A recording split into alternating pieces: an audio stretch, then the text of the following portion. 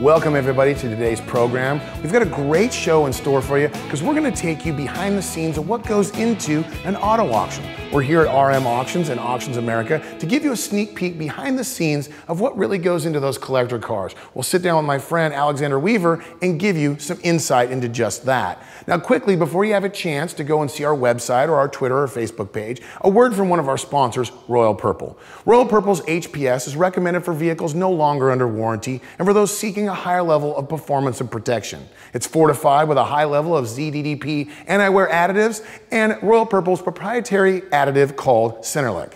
Independent tests have shown the HPS outperforms other synthetic and conventional oils for both gasoline and diesel engines. So sit back, the show starts right now. From our studio in Southern California, the hotbed of car culture, covering all things automotive. Welcome to In the Garage with Dennis. Here's your host, Dennis Pitzenbarger. All right, I'm here inside RM Auctions and Auctions America with Alexander Weaver. How you doing? Doing well, how are you? Wishing I had the right 6 numbers because you would be my new best friend because what you guys do is pretty amazing with not only Auctions America, but RM Auctions. I don't think people realize how big this company is and how many different events you do, not only in the United States, but abroad. Maybe you could kind of give me an idea of all the different events you do. We do about 20 events a year combined with Auctions America and RM Auctions. We have our annual events that we do, including, Fort Lauderdale, Amelia Island. We do a sale in Europe in either Monaco or Villa d'Este in May. Then we transition into an event in Carlisle, Pennsylvania. We do our event in Monterey. This year we have an event in Burbank as well. Then we move into Hershey and then London as well. So we keep a pretty global calendar, and then mixed in with all those, we also do private estate sales, so which has become a large portion of our business, and it's great. And some of those events are really kind of, they're heralded in the world of auctions. I mean, you talked about Hershey, that's an amazing event. Amelia Island is an amazing event. You look at some of the quality of cars there, and that's what I wanted to kind of dive into you with, is kind of looking at how people look at an auction car, and I don't even want to call it an auction car, a car that might be their dream car. Because we're not talking about inexpensive cars, we'll get to that in a second, but when you market these cars, it's not just a used car sale at a new car dealership. I mean, these are cars that are extremely rare and extremely valuable. How do you market that car to that audience? We like to present it as, including the history of the car, how it came to be, what the development of the car was, the ownership history. And then you get into things as, how the car looks as art even. I mean, some of these cars, people consider them works of rolling art. So it's presented in a way where we have fantastic photography, we have fantastic writers, and we present it in a catalog that really tells the story of the car and the history of the company even into the designers of the car and beyond. So one of the things that's so important with these cars is documentation. It's almost like telling a story from birth, from literally sheet metal in an assembly plant or a hand-built coach car. That's got to be one of the most, I don't know, is it one of those things that's hard to find, or is that half the battle? Well, it's one of the more important things that we look at. Without documentation, a car's value can be half or less. I mean, if you can't prove that it's the original body, you can't prove that it's the original motor and things like that, we can't say that we think it is. That doesn't mean anything to anyone at this point. So documentation really that is our most important thing, and then being able to tell the story and accompany it with those documents. So. Well, what do you think, and I think this is an interesting question to ask you, clones. Some people disagree with them. I'm kind of a fan of clones because if I wanted to build this Ferrari right here, I could never afford it. But if I built a clone, I wouldn't worry about smashing it into a tree. How do auction people feel about clones? I think clones are good for the hobby. It allows people to get into something that they've always dreamed of, like you, and like Cobra maybe, or a Ferrari, and things that have just gotten out of people's reach at this point, and so you can get them for one at a 10th the price, or a 15th the price, 20, something significantly less, and it's just as much fun. And there's a lot of guys now that have the real thing, and they've gotten to where maybe they've had it 20 or 30 years and they bought it when it wasn't very valuable. So now they've purchased a clone, and they can use the clone. They don't mind taking the clone to the grocery store, whereas, their real thing, they would never dream of taking to the grocery store and worrying about a cart maybe bumping into it, or a door ding or something like that. So they're good for the hobby. They're fun. And it really just, it allows people to get into things and enjoy themselves. So that's what it's all about, having fun, right? It is about having fun. And a couple of the cars behind us I definitely could have fun in. I want to talk about, first, the Cobra. Yeah. We talked about clones. Cobras are probably the most replicated, if not the most replicated car on the planet. Yeah. I looked in the driver's compartment and there was an automatic stick shift. And you know what that makes me think? Yeah. It's a clone. So, I mean, this is a very special car. Tell me about it. That would immediately throw up a red flag to me as well. This car, they built 17 of the Cobras with automatic transmissions, and they were kind of the last in the run of the Cobras. So it's a very special car. It's the original drivetrain for this car, the original motor, the original transmission, the original rear end. So, and the original body and skin actually too. So it's rare for a Cobra to have all those features, really. It's been repainted and had a new interior implied, but the automatic transmission itself is a neat option.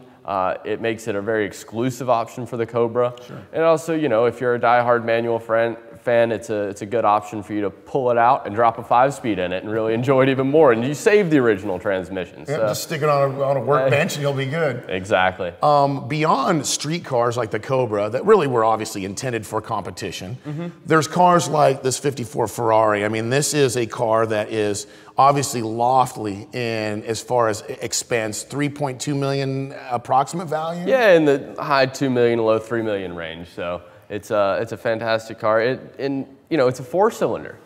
Who would have thought, a 4-cylinder Ferrari? And it has some racing history too. It does. It competed in some of the Grand Prix in South America, some races in Europe, and the Mille Miglia in Europe as well, in period in 54 and 55. So and it's currently raced as well now, right? It has raced. The owner did do some vintage racing in it. It was used in the Mille recently as well in Italy. So it's ready to go. Well, let's talk about cars that aren't just $2 to $3 million cars or something that might be close to $1 million like the Cobra. You can go to an RM or an Auctions America auction and you can get a regular car if you want to. I mean, by standards of the normal person, if they were going to go spend $60,000 on a dually truck, they could easily go spend 60 grand at an auction and get something great. Yeah. I mean, that's the great thing about what we do with Auctions America and RM Auctions. We provide the full range and the full variety of cars that you to cater to everyone's checkbook.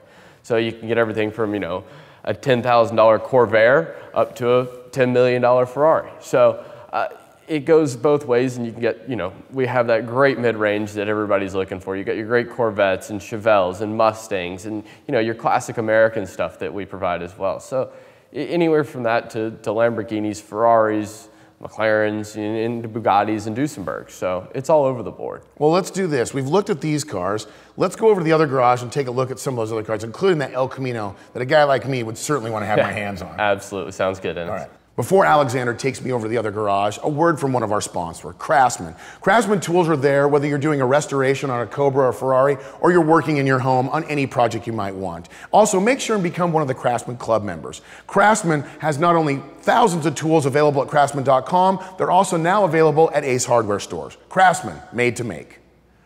All right, we're over in the other garage. Alexander, you have now touched on the kind of stuff I love, man. A good old-fashioned gentleman's pickup. It's got 4 2-barrel Lordos on it, small block.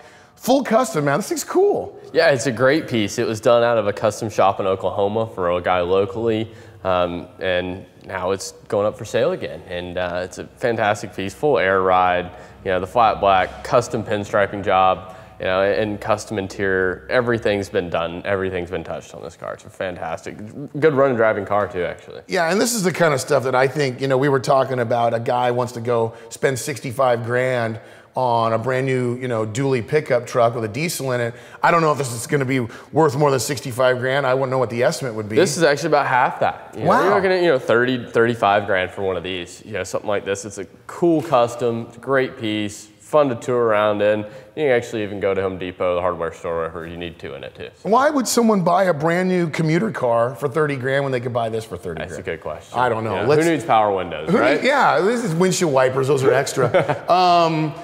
Chairs and Flares, 246 Dino. I mean, this is the car, but this one actually has something even more special about it. These are really hot right now, and everybody knows in the Ferrari market that these are just through the roof right now. This one's a really good example. It's an original California car, originally a black car. The great thing about this car, it has original vinyl interior, which is super rare on one of these. Yeah, the seats actually have vinyl. Very rare option. So this is a fantastic car. These cars are so fun to drive and so nimble and well balanced and handle very well too. So. Yeah. And the little V6 has plenty of power to have fun in. Enough to get you in trouble. That's enough to get you in trouble. Speaking of getting in trouble, you can always get in trouble in a GT350, and this is something that's very near and dear to you. You're kind of this is your slice of the world that you love so much. Absolutely, I love Shelbys. I've been a Shelby fan my whole life.